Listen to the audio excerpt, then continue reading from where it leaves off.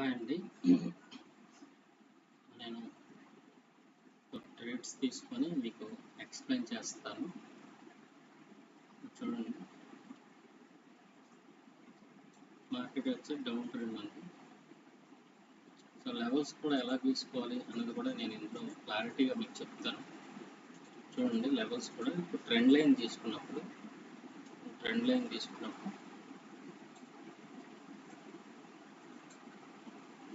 ఎప్పుడైనా ఒక trend line strong అని మనకి ఎప్పుడు తెలుస్తుంది అంటే కనీసం ఒక 2 టచెస్ అన్న ట్రెండ్ లైన్ ఉండాలి. అలా ఉన్నప్పుడు అది మనకి స్ట్రాంగ్గా యూజ్ అవుతుంది. చూడండి, ఇక్కడ 1 టచ్, ఇక్కడ సెకండ్ టచ్ అయినప్పుడు చూడండి మార్కెట్ ఇక్కడికి వచ్చినప్పుడల్లా రివర్స్ పాయింట్ అవుతుందా అంటే ఇప్పుడు మీకు ఈ ట్రెండ్ లైన్ తీసుకున్నప్పుడు మీకు ఏమర్థమైంది, మార్కెట్ డౌన్ ట్రెండ్లో ఉంది అని అర్థం. సో అర్థమైందిగా, అంటే ఇక్కడికి వచ్చిన తర్వాత మార్కెట్ అనేది ఈ ట్రెండ్ లైన్ దగ్గరికి వచ్చిన తర్వాత మార్కెట్ అనేది రిజెక్షన్ అవుతుంది అనే పాయింట్ అనేది ఒకటి అర్థమవుతుంది. ఓకే, అంటే ప్రతి పని ఏ పని చేసినా దానికి ఒక పాయింట్ ఉంటుంది కదా, పాయింట్ని క్యాచ్ చేసుకోగలిగితే మనకి ఈజీ అవుతుంది. ఇప్పుడు ఈ చార్ట్ ఉంది చూస్తే మనకి ఏంటో గజిబిజి అనిపిస్తుంది. దానికి ఇప్పుడు ఈ పాయింట్ ఒకటి యాడ్ చేసుకోవటం వల్ల ఇప్పుడు మనకి అది ఒక ఆర్డర్లో వచ్చినట్టు అనిపించింది కదా, ఇది పెట్టుకోవటం వల్ల ఈ ట్రెండ్ లైన్ తీసుకున్నప్పుడు డౌన్ ట్రెండ్ మనకు ఒకటి అర్థమైంది. సో ఇక్కడ చూడండి, మార్కెట్ అనేది ఈ పాయింట్ నేను కర్సర్ పెట్టిన పాయింట్ కాడ నుంచి మార్కెట్ లో చేసింది. మార్కెట్ ఇక్కడికి వచ్చిన తర్వాత ఇక్కడ నుంచి హై చేసింది, అంటే లోయర్ హై.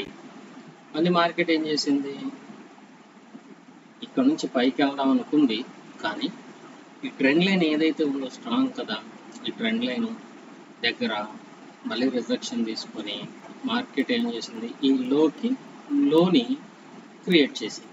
అంటే ఇప్పుడు దీన్ని ఏమంటారు, మార్కెట్ ఈ లోకి లో అంటే లోయర్ లో వచ్చేసింది, లోయర్ హై చేసి మళ్ళీ మార్కెట్ ఏం చేసింది, లోయర్ లో చేసింది.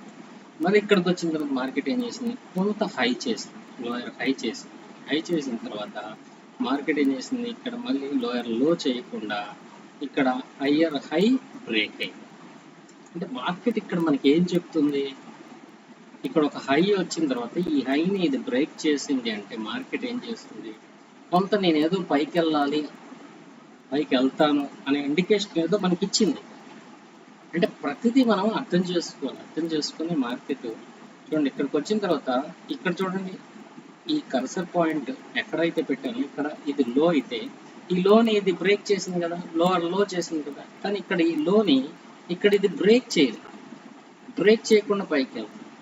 తర్వాత మళ్ళా మార్కెట్ ఈ హయ్యర్ హై ఫామ్ అయిన తర్వాత మార్కెట్ మళ్ళీ సేమ్ ఆ పాయింట్ దగ్గరికి వచ్చి అంటే లో పాయింట్ ఏదైతే ఉందో ఆ పాయింట్ దగ్గరకు వచ్చాక రిజెక్షన్ తీసుకోవడానికి ప్రయత్నం చేస్తాను.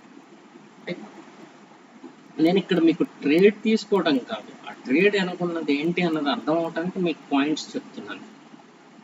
సో ఇప్పుడు చూడండి అక్కడ ఏం చేస్తుంది అది చూడండి. ఇవి తెలిస్తే ట్రేడ్లు తీసుకోవటం ఈజీ. నేను ఈరోజు చూడండి 3 ట్రేడ్స్ చేశాను, వీళ్ళు ఒకటి పోయింది, దాన్ని రికవరీ చేసుకున్నాం కదా. ఇప్పుడు తీసుకున్న ప్రతి ట్రేడ్ విన్ అవ్వాలని ఏం లేదు, మైనస్ అవుతుంటాయి. ఎంతో 15-20 సంవత్సరాల నుంచి ప్రాక్టీస్ చేసినా మైనస్ అనేది జరుగుతుంటుంది. మన చేతుల్లో కాదు, మనం 1 minute ట్రేడ్ చేస్తున్నాం కనుక అది జరుగుతుంటాయి. చిన్నపాటి మిస్టేక్ జరిగినా ట్రేడ్ మైనస్ అవుతుంది. ఒకవేళ న్యూస్ ఏదైనా వచ్చినా ట్రేడ్ మైనస్ అవుతుంది. మన మూడ్ బాగలేకపోయినా ట్రేడ్ మైనస్ అవుతుంది. ట్రేడ్ మైనస్ అనేది కామన్ ఇష్యూ, దాన్ని అసలు పట్టించుకోవద్దు. అయితే పోయిన దాన్ని మనం మళ్ళీ మంచి అనాలిసిస్తో రాబట్టుకోవడానికి ప్రయత్నం చేయాలి తప్ప పోయిందని బాధపడద్దు. 3 ట్రేడ్స్ తీసుకున్నాం, ఒకటి పోయింది, 2 విన్ అయినాయి, రికవరీ చేసుకున్నాం కదా. సో ఇక్కడ చూడండి, ఇక్కడ ఏమైంది, మళ్ళీ లోయర్ లో ఫామ్ చేసింది. లో ఫామ్ చేసిన తర్వాత మనకి మార్కెట్ ఇప్పుడు ఎక్కడ ఉంది, ఇటువైపు ఉంది, ఇక్కడ ఒక పాయింట్ ఉంది. అంటే మార్కెట్ మళ్ళీ ఈ పాయింట్ దాకా వెళ్ళటానికి నేను సిద్ధంగా ఉన్నాను. మార్కెట్ మనకి చెప్తుంది. చూద్దాం ఏం జరుగుతుందో.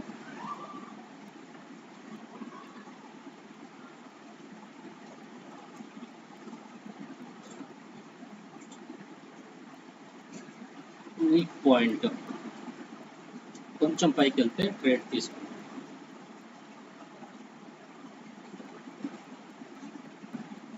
కొంచెం పైకి నేను కర్సర్ ఎక్కడైతే పెట్టాను అది అక్కడ దాకా పోనివ్వండి.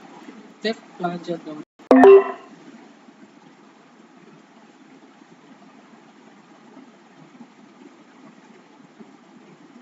ఎందుకు డౌన్కి ప్లాన్ చేశాను?